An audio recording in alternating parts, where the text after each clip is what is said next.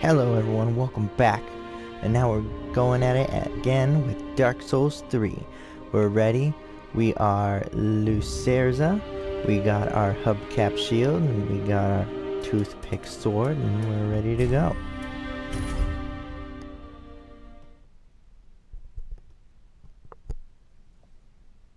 Now, just in case for those who are not up to the storyline of Dark Souls, I'm gonna dish out right now the history from Dark Souls 1, 2, and 3.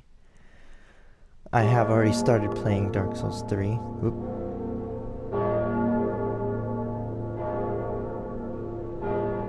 Oh, there's no words in this part. I have already started playing Dark Souls 3, and I have already started getting the hang of it, so I'm not noobing everything and dying so much, or as much. Okay, so let's start. In Dark Souls 1, we were shown a cutscene, the opening cutscene, with the showing off a place where nothing really ever grew and nothing really ever died. This was known as the Age of Ancients, where only everlasting dragons live. And in this everlasting world, where nothing really ever lived or died, there all of a sudden became this flame. This flame that started in the underbelly of that world. And in that how do I say it? How do I put it? In the Ashen Estus Flask. Okay. In this world now where things never really died, there was this flame that came up. Parry. Skill parry. No. Okay. Let me see if I can do this. Oh, okay, that's how you do it. I never did spell before. Cool for spell. Anyway, there was this flame that sort of showed up out of nowhere, and it gave off it gave off three different souls. One of the souls was founded by a Grim Reaper looking type fella named Nito, and let me tell you, he was anything but. He was given a soul, and with that soul, he got the power to be able to control like pestilence and like pretty much like a 4 horseman guy wrapped into one. And because of that, he was labeled as one of, well, the main protagonists, obviously. Sorry, it's hard to concentrate while playing. But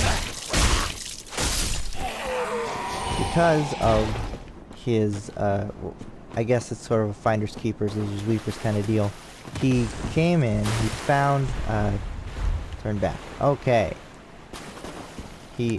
Someone else that found it was, the Witch of Izalith, and her, I think she has like 7 daughters and 1 son. Something like that. But yeah, she got the next one, and she like split it between like her children.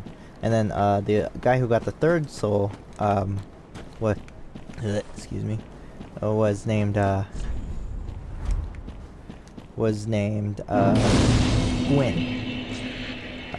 With Gwyn, he then,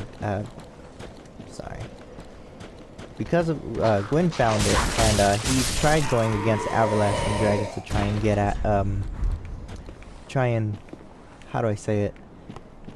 He very much tried to take over the world that the dragons were inhabiting. Dang it, I missed. Oh well, time to go back. And, because he wanted all that power, he couldn't really kill the dragons. These dragons never really died. They fired arrows and stuff at them, but they didn't go down.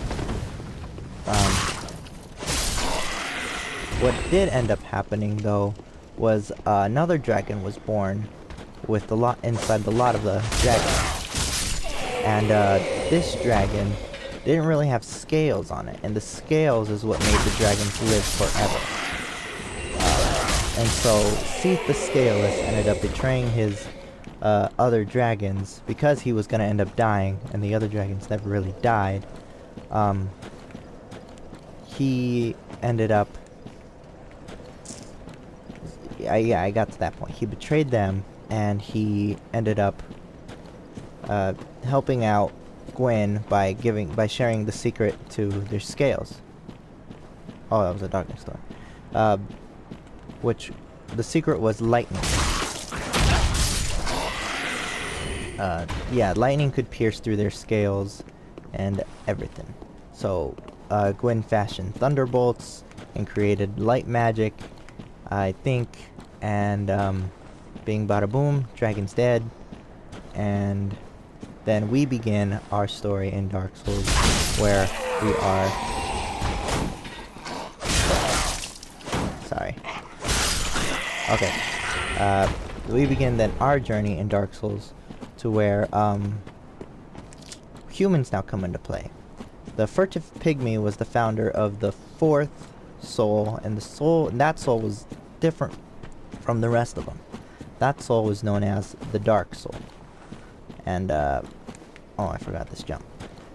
And because the Furtive Pygmy hid his soul from everyone else, he sick jump. He was able to hide the spread of humanity. The Furtive Pygmy is said to be the like humanity's Adam. So like it started, first came the pygmy, then came the human. First came the chicken, then came the egg. He when Gwyn destroyed all the dragons, he brought in the Age of Dark. No, not the Age of Dark, it was the Age of Fire. And with the Age of Fire, Gwyn ruled over it all. But he noticed something, and everybody started noticing it. The Age of Fire, or the fire started to die out.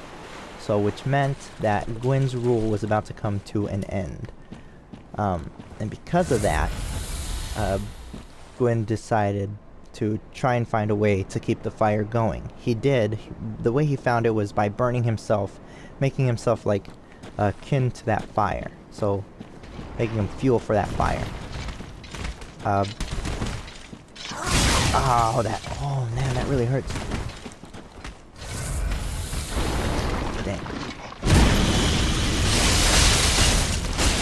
Oh man, I am not up for this challenge. Okay.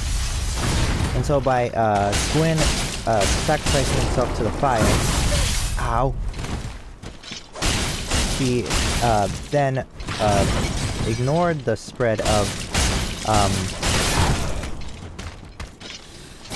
oh yeah, critical.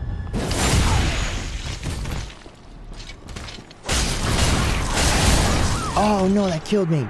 Oh well, I think I spawn time come back over there. Anyway, we're gonna be seeing a lot of that later on. So because Gwyn ended up not kindling, because he kindled the flame and let the flame continue to grow, that kind of halted the Age of Dark, which the Age of Dark is supposed to be like the start of humanity. And because humanity couldn't start, it didn't really die. So, Gwyn ended up dying, becoming Kindle, and now it's our turn. So our part of this story is trying to unkindle the flame.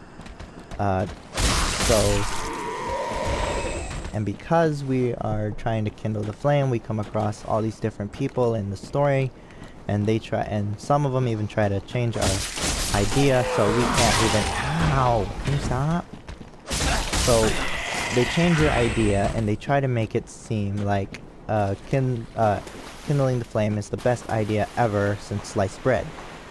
Which it's not, because then humanity can't die, and what will end up happening to humanity is that we keep dying, and then we keep, well, we don't really die, but we don't really live either. We become hollow. Yep, he's ready for me now.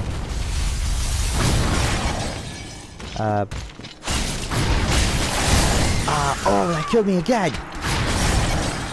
Okay, I'm just gonna not deal with him right now. So you go through this whole game, and then you end up, you beat every boss, and you get to the last boss, which is Gwyn, so you need to beat Gwyn in order to finish the game. And, when you get to Gwyn, you can either, there's two different endings. There's an ending where you can either, end the Reign of Fire, and usher in the Age of Dark, or you can kindle the flame, continuing the Age of Dark, or continuing the Age of Fire. Man, this view looks gorgeous. That's my house. Just kidding. So that's gonna pretty much almost be it for this episode. Next episode, we're gonna go in and we're gonna fight that boss. Wow, this thing's really short. This thing's like a dagger. Okay. But yeah, this is a new class for me. I've never done anything with spellcaster type thing before. My first playthrough I did as a knight. This is my first as a sorcerer, or I guess sorceress. But yeah, we'll see how I do. Next episode, we're gonna talk about Dark Souls 2. I know it wasn't that good of a game, but it is important to the storyline somewhat. So I guess I'll see you all on the next one. That'll be it for this one. Happy Monday. Bye.